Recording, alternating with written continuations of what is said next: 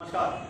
Case law की अपनी series में मैं डॉक्टर अमिताभ सिंह एक बार फिर आपका हार्दिक स्वागत करता हूं। आज जिस केस को लेकर आपके सामने उपस्थित हूं वो ईयर के हिसाब से तो बहुत पुरानी है, 1884 की है और क्वींस बेंच डिवीजन का ये जजमेंट है। लेकिन 1884 से लेकर आज 2021 तक, बल्कि कहिए अगले 100 सालों तक, अगर जब भी सेक्शन 81 इंडियन पेनल कोड की बात होगी, जब भी नेसेसिटी की बात होगी, अगर कोई एक केस आपसे हमेशा पूछी गई है और हमेशा पूछी जाएगी तो उस केस का नाम है R versus Dudley and Stephen. ये केस 1884 से डिटरमाइन कर देने के बाद भी आज तक इस टॉपिक की सबसे इंपॉर्टेंट केस बनी हुई है। क्यों? क्योंकि इस यहां जो ये कॉन्सेप्ट जो डिस्कस किया गया, नेसेसिटी जिसे सेक्शन 81 में डिस्कस किया जाता है, उसको डायमेंशनल तरीके से इन्होंने एनालिसिस की है। आखिर फैक्ट क्या थे आर वर्सेस डडले स्टीफन में, और यहां पर डडले स्टीफन जिनके ऊपर चार्ज लगा था मैनस्लॉटर करने का, उन्होंने नेसेसिटी का बचाव लेने की कोशिश की थी, सेल्फ प्रिजर्वेशन बताने की कोशिश की थी कि थ्योरी ऑफ सेल्फ प्रिजर्वेशन हमें ऐसा करने की इजाजत देता है। वहां पर Lord chief justice Lord Coleridge और जस्टिस ग्रोव, ये दोनों जजेस ने जो जजमेंट लिखी है, अगर आप ओरिजिनल जजमेंट पढ़ लीजिए तो आपको इन दोनों की नॉलेज और लॉजिकल इंटरप्रिटेशन देख करके आश्चर्यचकित हो जाएंगे। शुरू करते हैं आर वर्सेस डडले स्टीफन।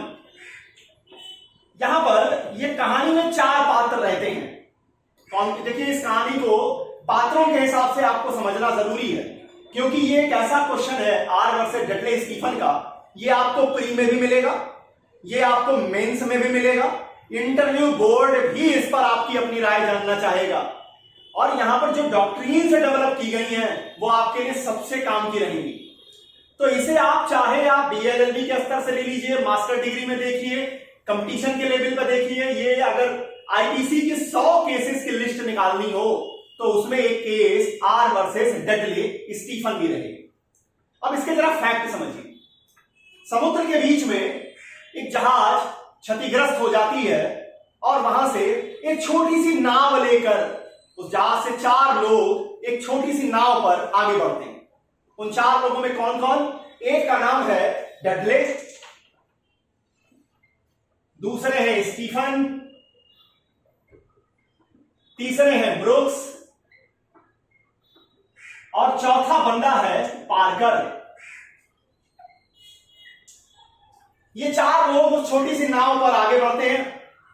7 दिनों से कुछ खाने को नहीं मिलता है, समुद्र के बीच में असहाय स्थिति में रहते हैं। 7 दिनों से कुछ खाने को नहीं मिलता, 5 दिन बीत जाते हैं, पीने का पानी ढंग का नहीं मिलता, और इस तरीके से यात्रा करते हुए 18 दिन निकल गए।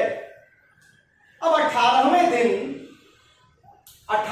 दिन डडले जो है वो ब्रुक्स के पास आता है, और डडले जो है वो ब्रुक्स को कहते हैं कि अब हम लोगों को अपनी जिंदगी बचाने के लिए हमारे पास एक ही विकल्प है कि हम ये जो पार्कर है, जो सबसे कमजोर है हम में से, सबसे कमजोर, दुबला पतला, ये वैसे भी मर जाएगा।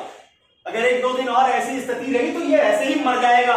हम इसको मार देते हैं और इसके फ्लैश के ऊपर, इसके ब्लड के ऊपर जिंदा रह जाते हैं, अपनी जिंदगी बचा लेते हैं। ऐसा डडले ने ब्रुक्स को कहा। ब्रुक्स ने अपनी सहमति नहीं दी। ब्रुक्स ने कहा कि नहीं, क्या बेकार की बात कर रहे हो, किसी व्यक्ति को मार करके अपने को बचाना है, मैं नहीं तैयार। 20वें दिन, 18वें दिन उन्होंने कहा, ब्रुक्स नहीं तैयार हुआ। अब यहां पर 20वें दिन की बात आई। 20वें दिन क्या किया, ब्रुक्स और डडले दोनों, अब 20वें दिन तक ब्रुक्स का भी कंसेंट बन गई थी, ब्रुक्स और डडले दोनों ने, स्टीफन की सहमति नहीं थी वहां पर, इन तीनों लोग, मतलब इन दोनों ने, डडले और ब्रुक्स ने पार्कर की हत्या की, पार्कर का मर्डर किया, और मर्डर करने के बाद इसके ब्लड और फ्लैश के ऊपर अगले 4 दिनों तक ये तीनों लोग सरवाइव करते हैं, तीनों लोग बचते हैं। इसी बीच में दूसरी जहाज आ जाती है, इनको पिक कर लेती है और ये सुरक्षित आ जाते हैं लैंड पर। अब इनके ऊपर केस चलता है पार्कर की हत्या करने का। अब वहां पर डडले, स्टीफन और ब्रुक्स ये तर्क देते हैं कि हमारे पास कोई और विकल्प था ही नहीं और सेल्फ प्रिजर्व करने की ड्यूटी अटमोस्ट ड्यूटी होती है। मतलब इन्होंने जिस कॉन्सेप्ट का इस्तेमाल करना चाहा वो है सेल्फ प्रिजर्वेशन। इन्होंने कहा कि सेल्फ प्रिजर्व करने, अपने आप को सुरक्षित रखने का अधिकार भी है और हमारी ड्यूटी भी बनती है, अटमोस्ट ड्यूटी है ये। तो हमने अपने आप को सुरक्षित रखने के लिए, हमारे पास और कोई विकल्प था ही नहीं और पार्कर वैसे भी मर जाता। पार्कर जितने दिन 4-5 दिन हम लोग ऐसे टहले उसमें वैसे ही वो मर जाता, एकदम दुबला कमजोर हो चुका था। तो हमने अपनी जिंदगी बचाने के लिए इनकी जिंदगी जो खत्म की है, इसमें नेसेसिटी का भी बचाव है हमारे लिए, नेसेसिटी हमारे फेवर में कहती है और सेल्फ प्रिजर्वेशन का प्रिंसिपल तो है ही। अब इनके सारे कंटेंशंस को हटा दिया, कैंसिल कर दिया Lord chief justice Lord Coleridge और जस्टिस ग्रोव ने। अब उन्होंने क्या कहा, यहां पर जस्टिस कोलरिज ने कहा कि to preserve one's life is generally speaking a duty. अपनी जिंदगी को बचाना सामान्य शब्दों में एक ड्यूटी होती है, but it may be the plainest and the highest duty to sacrifice. लेकिन अपनी जिंदगी को बचाने से भी ज्यादा अपनी जिंदगी को सैक्रिफाइस कर देना कुछ कुछ परिस्थितियों में, किसी हालात में, ये दुनिया की सर्वश्रेष्ठ ड्यूटी मानी जाती है। इसलिए जो आप सेल्फ प्रिजर्वेशन वाली जो थ्योरी चला रहे हैं, सेल्फ प्रिजर्वेशन का राइट है आपको, लेकिन किसी और व्यक्ति की जान लेकर के खुद की जान बचाने का सेल्फ प्रिजर्वेशन की कोई थ्योरी नहीं है। इन्होंने कहा कि आपको अपनी जिंदगी बचाने की ड्यूटी है, लेकिन अपनी जिंदगी को सैक्रिफाइस करना यह दुनिया की सर्वश्रेष्ठ इबादत है, सर्वश्रेष्ठ ड्यूटी। इसका एग्जाम्पल लिया लॉर्ड जस्टिस कोलरिज ने। इन्होंने कहा कि अगर युद्ध के हालात में, जहां पर सेनाएं युद्ध लड़ रही हो, वहां डडले, स्टीफन और ब्रुक्स, अगर हम सेल्फ प्रिजर्वेशन को मान्यता दे दें तो सैनिक क्या करे? भारत पाकिस्तान की सेनाएं आमने सामने है, पता चला कि भारत ने सरेंडर कर दिया, रख दिए हथियार कि नहीं भाई साहब, हम अपनी जिंदगी क्यों खतरे में डालें, हम चले अपने घर। तो क्या हम वहां सेल्फ प्रिजर्वेशन को अलाउ कर देंगे? दूसरा एग्जांपल इन्होंने लिया कि एक हवाई जहाज है जो क्रैश होने को है, तो वहां सबसे पहले अगर मान लीजिए इसकी जानकारी किसको मिलेगी? इसकी जानकारी कैप्टन को मिल जाएगी कि जहाज अब डूबने ही वाला है, जहाज अब क्रैश करने वाला है। अब कैप्टन क्या करे? क्रू के मेंबर्स को ले, पैराशूट पहने और कूद जाए, बोले भाई साहब अलविदा, फिर मिलेंगे, अगर दोबारा आप जिंदा रहे हमारी एयरलाइंस में आइएगा, फिर आपकी सेवा करेंगे। तो यहां जस्टिस कोलरिज ने कहा कि यह हालात ये कहते हैं। अब विमान वाले में देखिए, सबसे पहले किसको हटाया, किसको उतारा जाता है? सबसे पहले महिलाओं और बच्चों को उतारा जाता है, सबसे पहले उन्हें पैराशूट दिया जाता है कि आप निकल जाइए, आप नीचे जाइए।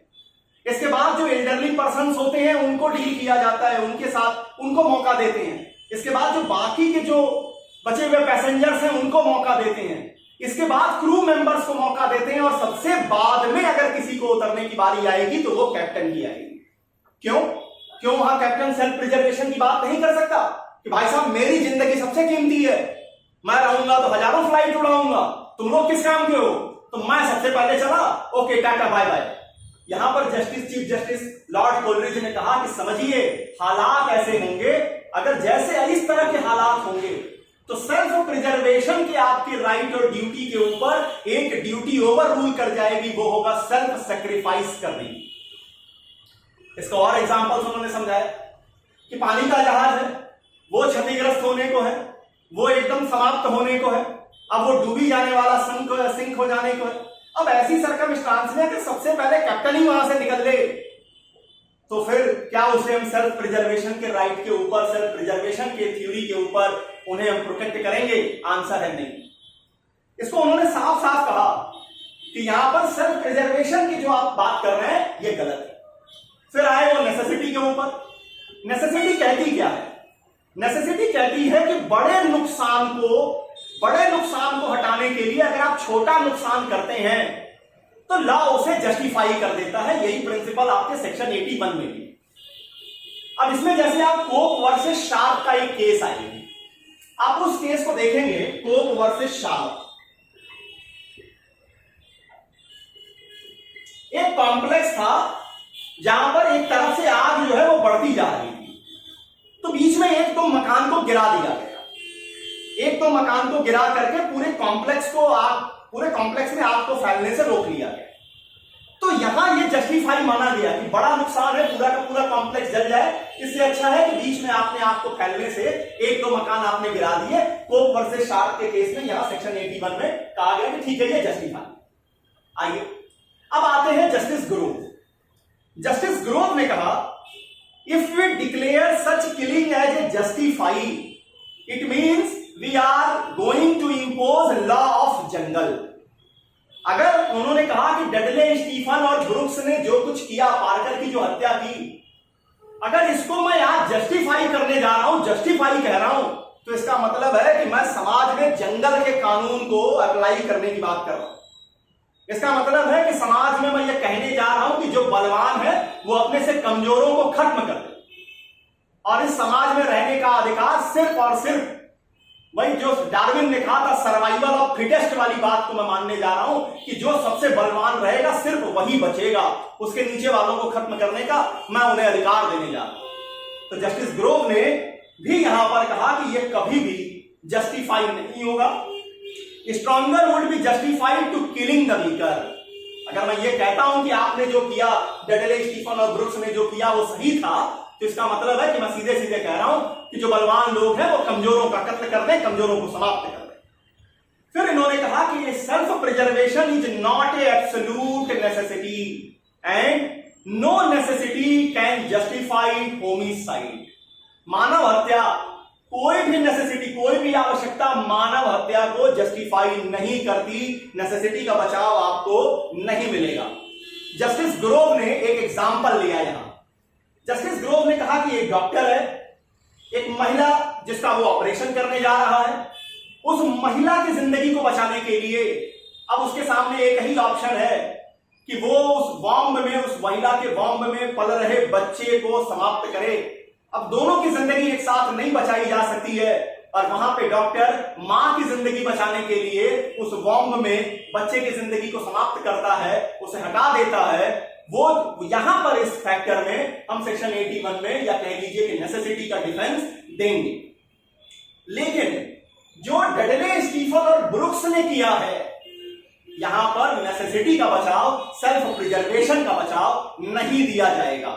हां, इन्होंने हालात को देखते हुए, जो सर्कमस्टांसेस थी उनको देखते हुए, इन दोनों जजेस ने इन लोगों की सजा को कम कर दिया, सिर्फ 6 मंथ इंप्रिजनमेंट प्रोवाइड किया। लेकिन कॉन्सेप्चुअली इन्होंने सेल्फ प्रिजर्वेशन की थ्योरी को रिकॉग्नाइज नहीं किया।